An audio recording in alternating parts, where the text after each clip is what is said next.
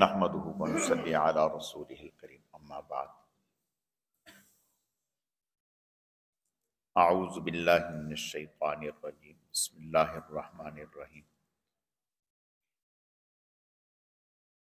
وتلک الایام نداولها بین الناس وقال النبی صلی اللہ علیہ وسلم لا تتمنوا لقاء العدو فاسألوا اللہ العافیہ فَإِذَا لَقِيتُمْ فَاصْبِرُوا وَاعْلَمُوا أَنَّ الْجَنَّةَ تَحْتَ ظِلَالِ السِّيُوفِ صدق اللہ مولانا العظیم۔ میرے عزیزو دوستو، اللہ رب العزت کا بے حد کرم ہے، احسان ہے کہ اللہ پاک نے ہمیں دین سیکھنے، سمجھنے اور عمل کے جذبے سے جمع فرمایا ہے۔ اللہ تعالی ہم سب کے آنے کو، جمع ہونے کو، مل بیٹھنے کو اپنی بارگاہ میں اعلیٰ درجے میں قبول فرمائے، کمی کوتاہیوں کو معاف فرمائے۔ ایک آیت تلاوت کی ہے اور آپ صلی اللہ علیہ وسلم کا ایک فرمان مبارک پڑھا ہے۔ آیت میں تو اللہ فرماتے ہیں کہ وَتِلْكَ الْأَيَّامُ نُدَاوِلُهَا بَيْنَ النَّاسِ، یہ دن جو ہیں وہ ہم لوگوں میں پھیرتے رہتے ہیں، عدل بدل کرتے رہتے ہیں، یعنی انسانی زندگی میں اونچ نیچ ہوتی رہتی ہے۔ ایسا نہیں ہے کہ جو اللہ تعالیٰ کے محبوبین ہیں، مقربین ہیں، مخلصین ہیں، ان پر تکالیف نہیں آتی، ایسا نہیں ہے، بلکہ اس دنیا کی زندگی میں اللہ پاک نے خوشیاں بھی رکھی ہیں اور غمیاں بھی رکھی ہیں، صحت بھی رکھی ہے، بیماری بھی رکھی ہے، بڑھاپا بھی رکھا ہے، جوانی بھی رکھی ہے، خوشحالی بھی رکھی ہے، فقر و فاقہ تنگ دستی بھی رکھی ہے، اور یہ اس لیے ہے تاکہ انسانوں کی آزمائش ہو۔ حدیث شریف میں آتا ہے، آپ صلی اللہ علیہ وسلم کا ارشاد ہے، فرمایا مومن جو ہے وہ ہر حال میں نفع میں ہی رہتا ہے، نقصان میں نہیں۔ مراد اس سے آخرت کا نفع ہے کہ مومن جو ہے وہ نفع میں ہی رہتے ہیں، نقصان میں نہیں۔ فرمایا کہ مومن دو ہی حال سے گزرے گا اور کوئی تیسرا حال نہیں ہے، یا تو صحت مند ہے، تندرست ہے، توانا ہے، تو فرمایا کہ شکر کرے گا، اس پر شکر کرے گا اللہ کا۔ جب شکر کرے گا تو شکر اللہ کو پسند ہے، اور اللہ تعالیٰ شکر کرنے والے کو بہت محبوب رکھتے ہیں۔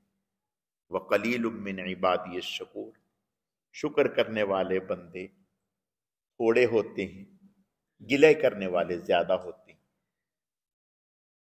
تو وہ انسان جب تندرست ہے، صحت مند ہے، توانا ہے تو شکر کرے گا، شکر کرے گا تو نفع میں رہے گا، گھاٹے کا سودا نہیں ہے، اجر و ثواب کمائے گا۔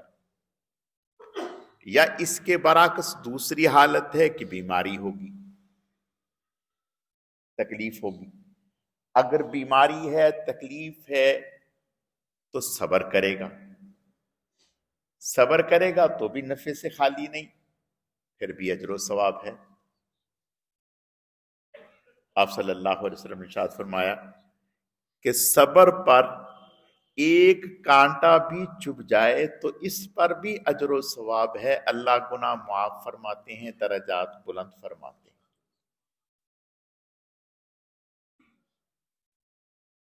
آدمی کو بخار آ جائے، کھانسی ہو جائے، نزلہ زکام ہو جائے، حدیث شریف میں آتا ہے کہ آپ نے ارشاد فرمایا بخار کو برا نہ کہو، بخار کو برا نہ کرو۔ اور آپ صلی اللہ علیہ وسلم کو بخار جو آتا تھا عام لوگوں سے ڈبل آتا تھا۔ آپ کو بیماری تکلیف عام لوگوں سے ڈبل آتی تھی۔ تو فرمایا کہ اگر بخار آیا، تکلیف آئی، تو اللہ تعالیٰ اس سے احد پہاڑ سے بڑے بڑے گناہ معاف فرما دیتے ہیں اور اجر و ثواب عطا فرماتے ہیں۔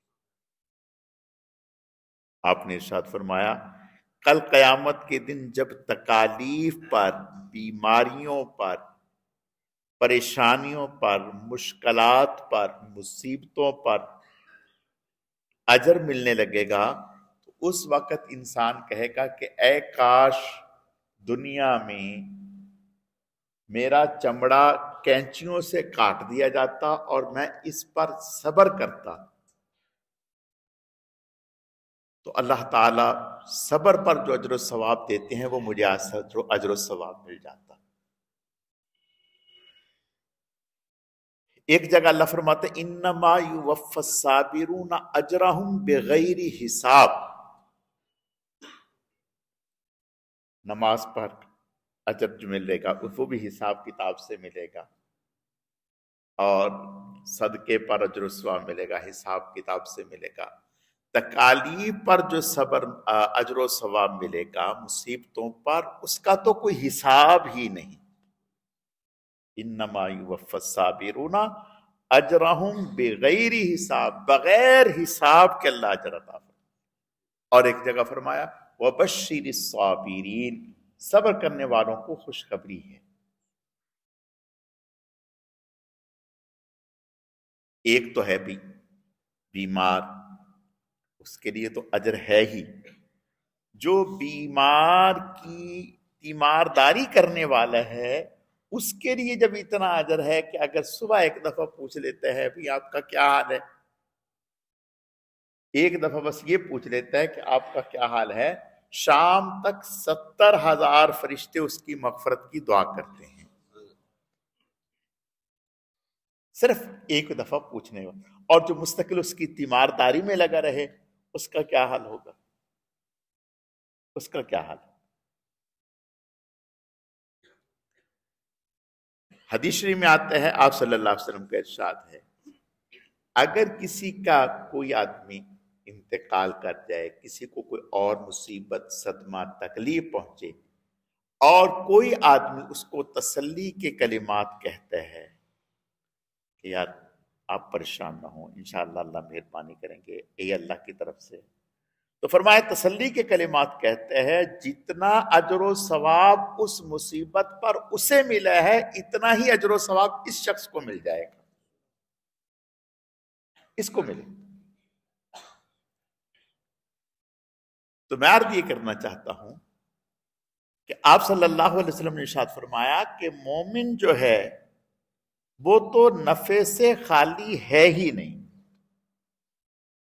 مومن پر دو ہی حال ہوئے ہیں اور کوئی تیسرا حال ہے نہیں، صحت مند ہے تو شکر کرے گا، بیمار ہے تو صبر کرے گا، صبر کرے گا تو بھی اجر و ثواب، تو بھی نفع میں، اور اگر شکر کرے گا تو بھی نفع میں، مال ہے، خوشحالی ہے، شکر کرے گا، اللہ تیرا شکر ہے، تو شکر کا اجر و ثواب، نہیں ہے صبر کرے گا تو صبر پر اجر و ثواب ہے۔ تو فرمایا مومن تو ہر حال میں خال۔ تو فرمایا وَتِلْكَ الْأَيَّامُ نُدَاوِلُهَا بَيْنَ النَّاسِ، یہ جو دن ہیں زندگی کے یہ ہم پھیرتے رہتے ہیں، اس سے یہ اندازہ نہیں کرنا چاہیے کہ بھی اگر کسی کے اوپر تکالیف آئی ہیں، پریشانی آئی ہیں، مصیبتیں آئی ہیں، تو ہم یہ سمجھیں کہ پتہ نہیں یہ تو کیسے ہوں گے کیا ہوں گے. نہیں، ایک حدیث میں آتا ہے، آپ صلی اللہ علیہ وسلم نے ارشاد فرمایا، اللہ تعالیٰ جس کے ساتھ دنیا میں بھلائی کا ارادہ کرتے ہیں اسے مصیبتوں میں ڈال دیتے ہیں. آپ صلی اللہ علیہ وسلم سے بڑھ کر کے اللہ کا کون محبوب ہوگا؟ کوئی ہے؟ باقی جتنے بھی نبی ہیں ان کو نام لے کر اللہ نے مخاطب کیا ہے. حضور علیہ السلام کو لقب سے اللہ نے مخاطب کیا، یا ایھا الرسول، یا ایھا النبی، اس طرح سے. یعنی حضور صلی اللہ علیہ وسلم کا بہت مرتبہ اور مقام ہے. ایک آپ کو نئی بات بتاتا ہوں، جنت میں سب نبیوں کو نام سے پکارا جائے گا. حضرت آدم علیہ السلام کو لقب سے پکارا جائے گا. حضرت آدم علیہ السلام کو لقب سے پکارا جائے گا، اور لقب کیا ہوگا؟ ابو محمد. ابو محمد، یہ حضور کے اعزاز کے لیے.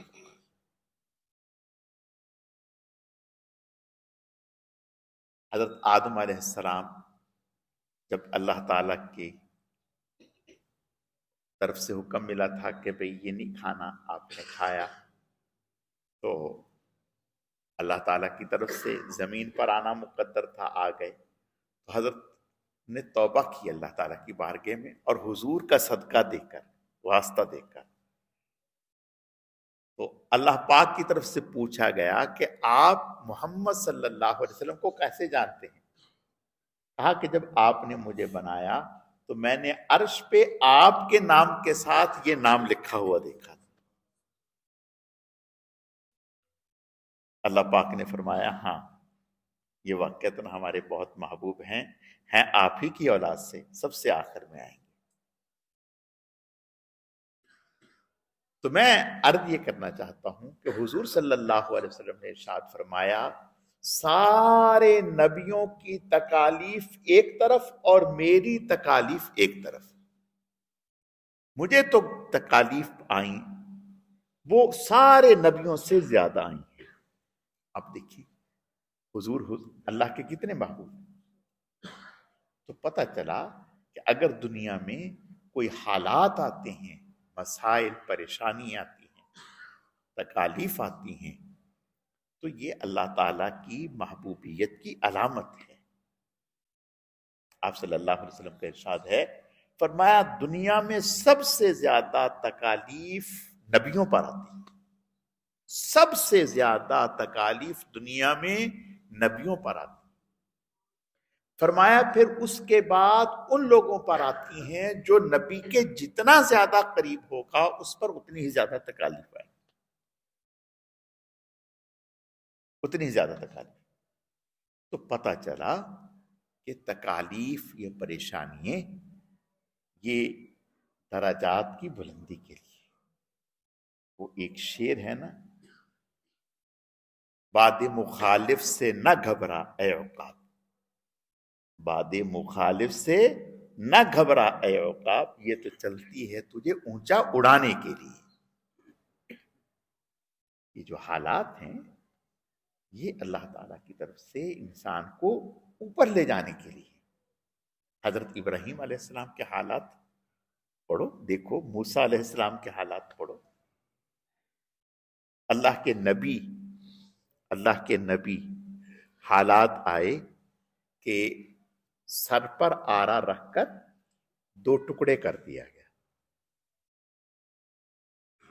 عام نبیوں کے ماننے والے سر پر آرا رکھا اور 2 ٹکڑے کر دیا.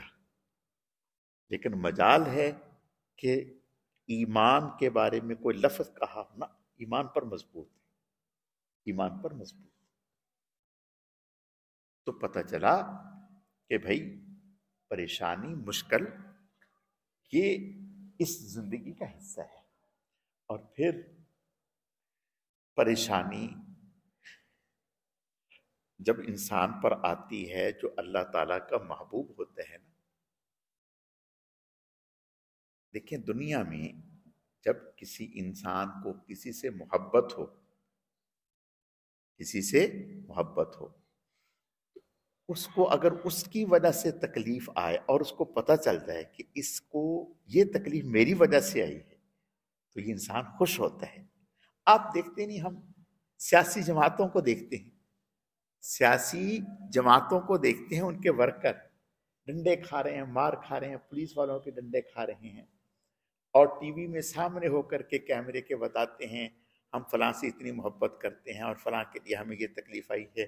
کیا مقصد کی ایک دفعہ ان کو پتہ چل جائے کہ ہم آپ کے ورکر ہیں اور ہم نے آپ کے لیے یہ ڈنڈے کھائے. تو بھائی اگر کسی انسان کو یہ پتا ہو کہ مجھے جو تکلیف آئی ہے وہ اللہ کے لیے آئی ہے اور اللہ میری تکلیف کو دیکھ رہے ہیں، پھر اس کی لذت بڑھ جاتی ہے. حضرت مولانا اعظم طارق شہید رحمت اللہ علیہ، حضرت کا جیل سے خط میرے پاس آتا تھا. اس خط میں ایک دفعہ ایک لفظ لکھا ہوا تھا، جملہ فرمانے لگے اب رحمت الہیہ مجھے اس مقام پر لے گئی جہاں ہر الفت باعث الفت بن گئی، ہر تکلیف باعث الفت بن گئی. یعنی ہر تکلیف پر ایک الگ ہی مزہ اور لذت آتی ہے. کیوں؟ ذہن میں یہ ہوتا ہے کہ یہ تکلیف میرے اللہ کے لیے ہے، میں جیل میں اپنے لیے نہیں. کوئی جیل میں آتا ہے کسی سے لڑ کے آتا ہے، کوئی کسی سے لین دین کے چکر میں آتا ہے. میں جو جیل میں آیا ہوں یا یہاں پڑا ہوں وہ اللہ کے لیے. یعنی جتنا استحصار اللہ کا ہوتا ہے اتنی ہی زیادہ لذت اور حلاوت ہوتی ہے. حضور صلی اللہ علیہ وسلم آپ پر کتنی تکلیفیں ہیں، کتنی پریشانیاں ہیں، لیکن فوراً ذہن اللہ کی طرف تھا اور اللہ تعالیٰ کی طرف سے کتنا کچھ آپ کا اعزاز کیا گیا. جبرائیل علیہ السلام کو بھیجا گیا کہ آپ کہیں تو ہم ابھی 2 منٹ کے اندر 2 پہاڑوں کے درمیان ان کو دانے کی طرح پیس دیں. آپ نے فرمایا نہیں. تو پتہ چلا کہ تکالیف یا پریشانیاں آنا یہ کوئی بری بات نہیں ہے. وہ الگ بات ہے کہ ہم انسان ہیں، کمزور ہیں، حوصلہ ہار جاتے ہیں. لیکن ایک بات سمجھیں، اللہ کے نبی صلی اللہ علیہ وسلم نے جو بات ارشاد فرمایا لا تتمنوا لقاء العدو. آپ نے فرمایا کہ دشمن سے مقابلے کی کبھی تمنا نہ کرو. یہ صرف دشمن کے بارے میں نہیں فرمایا، کسی بھی مصیبت کی دعا نہ کرو، کسی بھی مصیبت کی دعا نہ کرو، کسی بھی تکلیف کی تمنا نہ کرو. اللہ سے ہمیشہ عافیت مانگو. فرمایا فاسأل اللہ العافیہ، اللہ تعالی سے عافیت مانگو اور دشمن سے مقابلے کی تمنا نہ کرو. اللہ پاک قادر ہیں. اللہ تعالیٰ سے کہو یا اللہ اپنے کرم سے بغیر لڑائی کیے، بغیر قتال کیے، بغیر مقابلہ کیے آپ ہمیں ان پر غالب کر دیں. آپ کو قدرت ہے. اور ایسا ہوا بہت سارے موقعوں پر کہ دشمن جو ہے اس نے مقابلہ نہیں کیا. یعنی آپ صلی اللہ علیہ وسلم 30,000 کا لشکر، کتنا 30. کیا شان ہوگی، کیا شان ہوگی.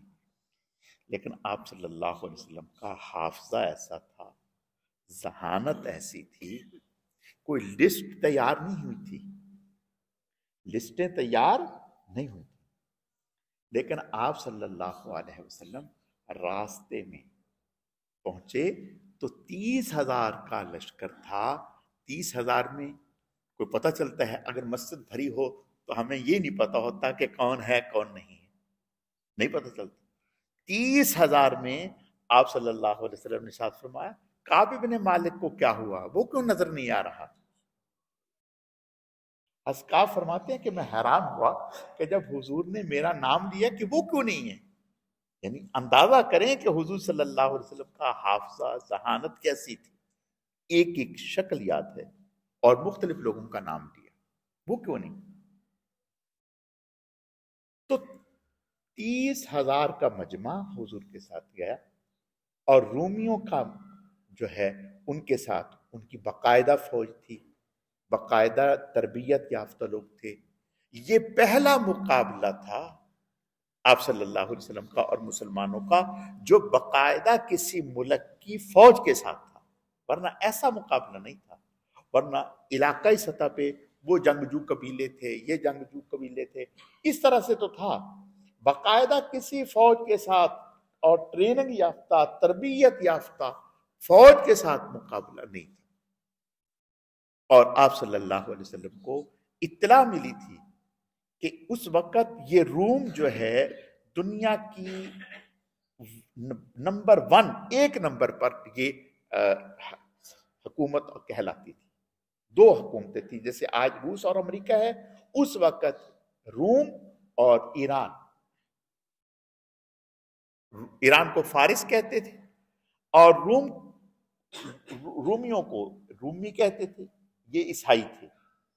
تو آپ صلی اللہ علیہ وسلم کو پتہ چلا کہ عیسائی بادشاہ جو ہے وہ مدینے پر حملہ کرنے کے لیے لاکھوں فوج بارڈر پر تیار کر کے بیٹھے ہیں.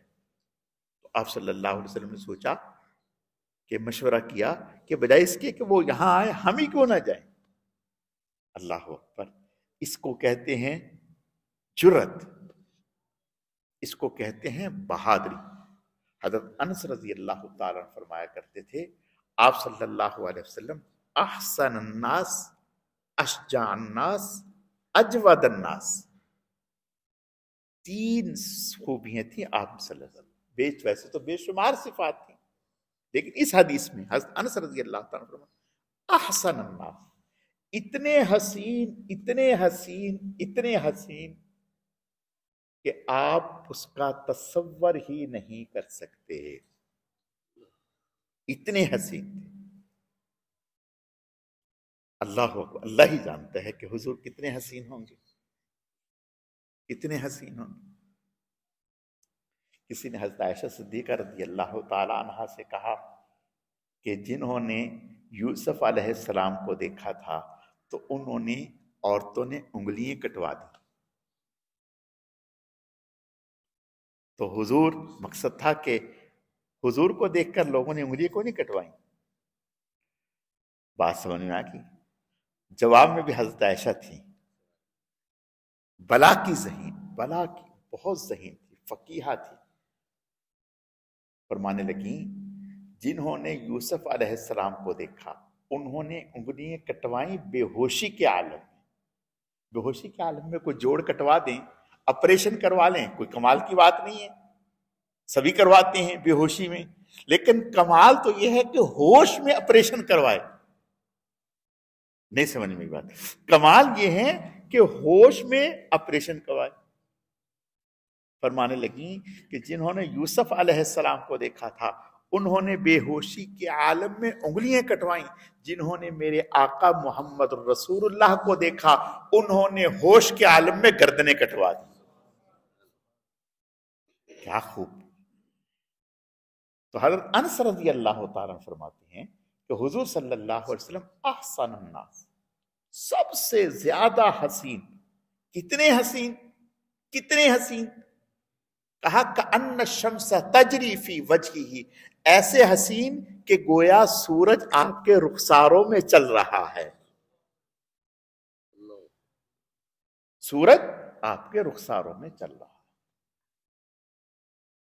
آپ کے حسن کو بیان کرتے ہوئے صحابی فرماتے ہیں کہ ایک دفعہ میں نے نماز پڑھتے ہوئے آپ کو دیکھا تو آپ نے اپنے ہاتھ بہت اٹھائے ہوئے تھے، حتیٰ کہ اتنے اٹھائے ہوئے تھے کہ آپ کی بغلوں کی سفیدی نظر آئی.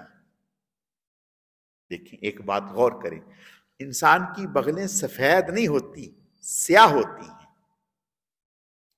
یعنی دوسرے جسم سے تھوڑی مختلف ہوتی ہیں، ڈارک کلر ہوتا ہے۔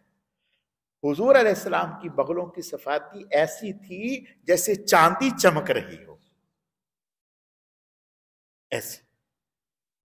آپ کے پسینے سے ایسی خوشبو آیا کرتی تھی، حضرت ام سلیم رضی اللہ تعالیٰ عنہ آپ کے جسد اقدس سے پسینے کو جمع کرنے لگی۔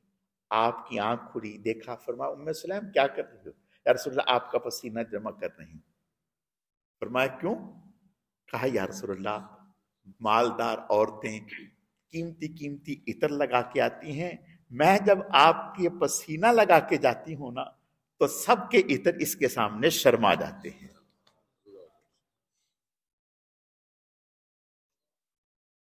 آپ اس سے بھی اگلی بات سناتا ہوں، حیران ہوں۔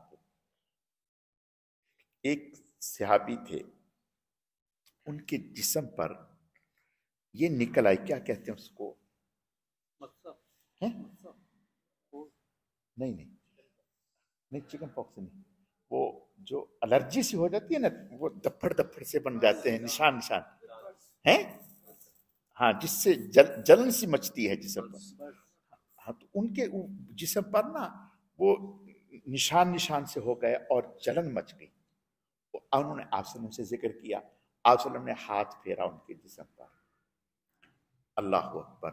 جب آپ نے ہاتھ پھیرا تو اس کے بعد ان کے جسم سے ایسی خوشبو آنے لگی، پوری زندگی ان کے جسم سے ایسی خوشبو آئی کہ ان کی بیویاں کہنے لگیں کہ ہم نے آپ کی خوشبو کا مقابلہ کرنے کے لیے، ان کو نہیں پتا تھا کہ معاملہ کیا ہے، انہوں نے کہا آپ کی خوشبو کا مقابلہ کرنے کے لیے ہم ایک سے ایک عطر لے کے آئے ہیں، لگایا ہے، لیکن جب آپ کے سامنے آتے ہیں تو آپ کے جسم کی خوشبو کے سامنے ہمارے عطر ماند پڑ جاتے ہیں، آپ نے لگایا کیا ہے؟ پھر انہوں نے بتایا کہ میرے جسم پر حضور کا ہاتھ پھرا ہے۔ بات سمجھ میں آ گئی؟ تو میں عرض کر رہا تھا کہ حدیث میں نہیں کہہ رہا، حدیث میں صحابی فرما رہے ہیں کأن الشمس تجری فی وجہہ، حضور کا چہرہ ایسا تھا جیسے سورج آپ کے چہرے پہ چل رہا ہے۔ اللہ اکبر! ایک صحابی باقاعدہ کہنے لگے کہ ایک دن 14ویں رات کا چاند نکلا ہوا تھا تو میں حضور کو بھی دیکھ رہا تھا، چاند کو بھی دیکھ رہا تھا، لیکن حضور کا چہرہ چاند سے زیادہ حسین تھا۔ چاند سے تشبیہ دینا بھی کوئی انصاف ہے؟ چاند کے چہرے پر سیاہی، محمد کا چہرہ صاف ہے صلی اللہ علیہ وسلم۔ تو میں عرض کیا کر رہا تھا، ہماری بات یہاں سے کی، ہاں، اللہ فلا کرے آپ کا 3 خوبی، احسن الناس، اتنے حسین، اللہ اکبر، سب سے زیادہ حسین صحابی بھی، اللہ اکبر، حضرت حسان بن ثابت رضی اللہ تعالیٰ عنہ فرمانے لگے وَأَحْسَنُ مِنْكَ لَمْ تَرَ قَطُّ عَيْنِي وَأَجْمَلُ مِنْكَ لَمْ تَلِدِ النِّسَاءُ خُلِقْتَ مُبَرَّأً مِنْ كُلِّ عَيْبٍ كَأَنَّكَ قَدْ خُلِقْتَ كَمَا تَشَاءُ۔ اور کمال یہ ہے، دیکھو، اللہ اکبر، حضور تو حضور ہیں صلی اللہ علیہ وسلم، سب کہو صلی اللہ علیہ وسلم، صلی اللہ علیہ۔ میرے آپ کے سامنے کوئی تعریف نہیں کر سکتا، حکم ہے کہ اگر آپ کے سامنے کوئی تعریف کرے اس کے منہ میں مٹی ڈال دے، اجازت نہیں۔ لیکن حضور کے سامنے بیٹھ کر، ممبر پر بیٹھ کے حضور کی تعریف کر رہا ہے، حضور کی تعریف کر، اور یہ حضور سے زیادہ اللہ کی تعریف ہو رہی ہے جنہوں نے ایسا نبی بنایا ہے۔ بات سمجھ میں آ گئی؟ کیا تعریف کر رہے ہیں؟ وَأَحْسَنُ مِنْكَ لَمْ تَرَ قَطُّ عَيْنِي، آپ سے زیادہ حسین تو میری آنکھ نے دیکھا ہی نہیں۔ یہ صحابی فرمان، وَأَجْمَلُ مِنْكَ لَمْ تَلِدِ النِّسَاءُ، کیسے دیکھتا؟ کسی ماں نے آپ سے زیادہ حسین کوئی جنا ہی نہیں۔ خُلِقْتَ مُبَرَّأً مِنْ كُلِّ عَيْبٍ، آپ کو اللہ نے ہر عیب سے پاک پیدا کیے ہے۔ كَأَنَّكَ قَدْ خُلِقْتَ كَمَا تَشَاءُ، گویا کہ جیسے آپ کہتے گئے ویسے اللہ بناتے گئے۔ سبحان اللہ، سبحان اللہ، کیا بات ہے۔ تو میں عرض یہ کر رہا تھا یہ حضور کی شان ہے، یہ حضور کا حسن ہے۔ صحابی بتاتے ہیں بتاتے ہیں بتاتے ہیں بتاتے ہیں، آخر میں کہتے ہیں ما ان مدحت محمدا بمقالتی ولکن مدحت محمدا، کہتے ہیں کہ میں آپ کی شان جیسے بیان کرنی چاہیے بیان نہیں کر، میرے پاس الفاظ ہی نہیں ہے، کیسے بیان کروں، الفاظ ہی نہیں۔ تو صحابی کیا فرماتے ہیں؟ احسن الناس، سب سے زیادہ حسین، واشجع الناس، سب سے زیادہ بہادر، بہادر، اتنے بہادر کہ کائنات میں ایسا بہادر کوئی ہے نہیں۔ تو میں بات یہاں سے چلی تھی کہ حضور اتنے بہادر ہیں، اتنے، لیکن اس کے باوجود ہمیں تعلیم کیا دے رہے ہیں؟ لا تتمنوا لقاء العدو، دشمن سے مقابلے کی تمنا نہ کرو۔ اور دوسری جگہ فرمایا لولا انت مہتدینا ولا تصدقنا ولا صلینا فانزل السکینۃ علینا اذا ارادوا فتنۃ ابینا، اے اللہ اگر آپ نہ ہوتے تو ہم ہدایت یافتہ نہ ہوتے، اگر آپ نہ ہوتے تو ہم نماز پڑھنے والے اور صدقہ اور خیرات کرنے والے نہ ہوتے، اے اللہ ہم پر سکون اطمینان نازل فرما دیجیے۔ اور اے اللہ اذا ارادوا فتنۃ ابینا، جب کافر ہم پر کوئی فتنہ ڈالنا چاہتے ہیں ہم تو انکار کرتے ہیں، ہم تو فتنے سے بچتے ہیں، ہم نہیں چاہتے کہ ہم لڑیں، لیکن جب وہ لڑائی ہمارے اوپر مسلط کر دیتے ہیں تو پھر ہم آگے بڑھتے ہیں، ورنہ ہم آگے نہیں بڑھتے۔ تو حضور یہ فرما رہے ہیں لا تتمنوا لقاء العدو، کبھی بھی دشمن سے مقابلے کی تمنا نہ کرو،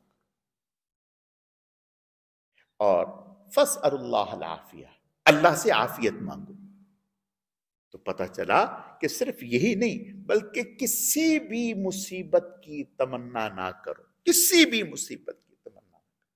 بعض اے اللہ میں مر جاؤں، مجھے موت دے دے، نہیں۔ اور پھر کیا فرمایا؟ فَإِذَا لَقِيتُمْ فَاصْبِرُوا، اگر تمہارا مقابلہ ہو جائے تو پھر جم جاؤ، جم جاؤ۔ وَاعْلَمُوا أَنَّ الْجَنَّةَ تَحْتَ ظِلَالِ السُّيُوفِ، اور جان لو کہ جنت تلواروں کے سائے کے نیچے ہے۔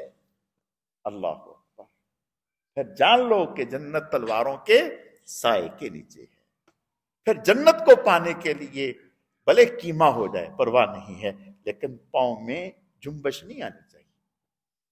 اور صحابہ کرام رضوان اللہ علیہم اجمعین نے ایسا کر کے دکھایا۔ وہ تو صحابہ کرام کا زمانہ تھا، آج بھی اللہ نے ہم لوگوں کو دکھا دیا کہ ایمان والے کیسے ہوتے، ایمان والے کیسے ہوتے۔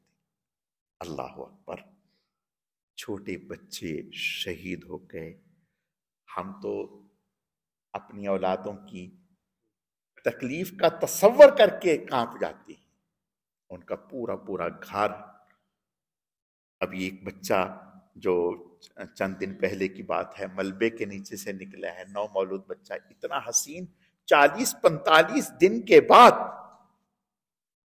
40-45 دن کے بعد بالکل صحت مند تر و تازہ ٹھیک بچہ، جس کے ماں باپ کا پتہ ہی نہیں، کسی کا کوئی پتہ نہیں، اور وہ بچہ کون ہے؟ اللہ تعالیٰ کی ذات ہے۔ اور ایسی ایسی آزمائشیں، یہ تو کچھ بھی نہیں، اس سے پہلے حالات اٹھا کر کے دیکھیں۔ ام حسبتم ان تدخلوا الجنة ولما يأتكم مثل الذين خلوا من قبلكم مستهم البأساء والضراء وزلزلوا حتى يقول الرسول والذين آمنوا معه متى نصر الله۔ کیا تم سمجھتے ہو کہ تم جو ہی جنت میں داخل ہو؟ نہیں، تو میرے عزیزو حالات آتے ہیں اور ایمان والوں پر آتے ہیں اور آزمائش کے لیے آتے ہیں، اور بڑی بڑی قربانیاں دی ہیں۔ یہ بر صغیر جہاں آج ہم بیٹھے ہیں، ہم سمجھتے ہیں کہ پاکستان ایسے وجود میں آ گئے، نہیں، اس کے لیے کتنی قربانیاں ہیں۔ ہمیں ہر ایک کو اس کے لیے، دیکھو میرے بھائی کو، اللہ ہی کو معلوم ہے کہ کل قیامت کے دن میری آپ کی مغفرت کے فیصلے کس بات پر ہوں۔ ہمارے اعمال اس لائق نہیں ہیں. یہی چیزیں یہی ہمارے جذبے انشاءاللہ. دیکھو میں ایک بات کہہ رہا ہوں، وہ اگر وہاں جہاد کر رہے ہیں اور ہم یہاں ان کے لیے تڑپ رہے ہیں، میں 100% ایمان اور یقین کے ساتھ یہ کہتا ہوں کہ انشاءاللہ اللہ تعالی اجر و ثواب میں ہمیں بھی انہی کے ساتھ شامل فرمائے. اس حضور صلی اللہ علیہ وسلم حضرت عثمان رضی اللہ تعالیٰ مدینے میں تھے، آپ صلی اللہ علیہ وسلم بدر میں تھے. راستے میں آپ نے فرمایا کوئی گھاٹی ہم نے عبور نہیں کی، عثمان ہمارے ساتھ تھے، اجر و ثواب میں ہمارے ساتھ تھے، حتیٰ کہ غنیمت میں بھی آپ نے انہیں شامل فرمایا. تو پتہ چلا کہ اللہ تعالیٰ نیتوں کو جانتے ہیں. ان اللہ لا ينظر الى صورکم واموالکم ولکن ينظر الى قلوبکم واعمالکم. اللہ کی نظر شکل و صورتوں پر نہیں، اللہ کی نظر تقوی پر، دلوں پر. تو بھائی اگر ہمارے دل ان کے ساتھ ہیں، ہم ان کے لیے دعا گو ہیں، فکر مند ہیں اور بے چین اور بے قرار ہیں، تو انشاءاللہ اس پر اللہ کی بارگاہ میں شکر بھی ادا کرنا چاہیے. اے اللہ آپ کا شکر ہے ہم ظالموں کے ساتھ نہیں ہیں بلکہ مظلوموں کے ساتھ، ہم کافروں کے ساتھ نہیں ہیں، ایمان والوں کے ساتھ. سمجھ میں بات آ گئی؟ تو بھائی اگر کسی کو ایک کانٹا چبھے، تھوڑی سی تکلیف ہو، ایکسیڈنٹ ہو جائے، تو اس کی تیمارداری پر اجر و ثواب، اس کے تعاون کرنے پر اجر و ثواب، اس کو کھڑا کرنے پر اجر و ثواب، اس کو ہسپتال لے جانے پر اجر و ثواب. اور جو 17 لاکھ سے زیادہ بے گھر ہو جائیں، جن کے گھر نہیں بچے، جن کے مکان نہیں بچے، جن کے خاندان نہیں بچے، ان کی ساتھ یکجہتی کے ساتھ کچھ بھی نہیں. کیوں نہیں؟ بہت کچھ ہے، بہت کچھ ہے. اپنا یقین بنائیں کہ انشاءاللہ اللہ کے فضل و کرم سے اللہ تعالیٰ جو اجر و ثواب وہاں ان کو عطا فرما رہے ہیں، وہ اجر و ثواب ہمیں بھی یہاں عطا فرمائیں گے. اللہ تعالیٰ سمجھنے کی، عمل کرنے کی توفیق عطا فرمائے. الحمدللہ رب العالمین والعاقبۃ للمتقین والصلاۃ والسلام علی سید المرسلین. اللہم صلی علی محمد النبی الأمی وعلی آلہ واصحابہ وبارک وسلم. رب اغفر وارحم وانت خیر الراحمین. اے اللہ جتنا بھی درود شریف محض آپ کی توفیق اور آپ کے فضل سے پڑھا گیا ہے، اسے اپنی بارگاہ میں قبول فرما، کمی کوتاہیوں کو معاف فرما. اس کا اجر و ثواب جناب رسول اللہ صلی اللہ علیہ وسلم کی خدمت میں بطور تحفہ اور ہدیہ قبول فرما. پھر آپ علیہ السلام کے صدقہ اور طفیل سے پوری امت کو اے اللہ اس کا اجر و ثواب پہنچا.